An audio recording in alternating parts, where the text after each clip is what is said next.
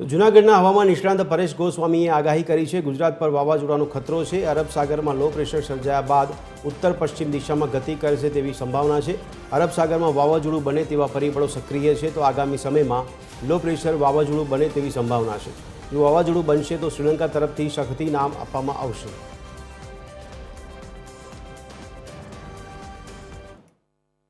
ગુજરાતની અંદર ફરીથી એક વાવાઝોડાનો ખતરો તોડાઈ રહ્યો છે, કેમ કે ઘણા દિવસથી ગોવાથી દક્ષિણ પશ્ચિમની અંદર એક વરસાદી સિસ્ટમ બની રહી હતી। એ સાયક્લોનિક સર્ક્યુલેશન બન્યું અને અમે ઘણા સમયથી જે અનુમાન લગાવી રહ્યા હતા કે 22 મે આસપાસ આ સિસ્ટમ છે એ લો પ્રેશરમાં પરિવર્તિત થશે, પણ આ સિસ્ટમ છે આજે 21 મે 2025ના રોજ લો પ્રેશરમાં પરિવર્તિત થઈ ચૂકી છે। અત્યારે મજબૂત લો પ્રેશર અરબ સાગરની અંદર બન્યું છે।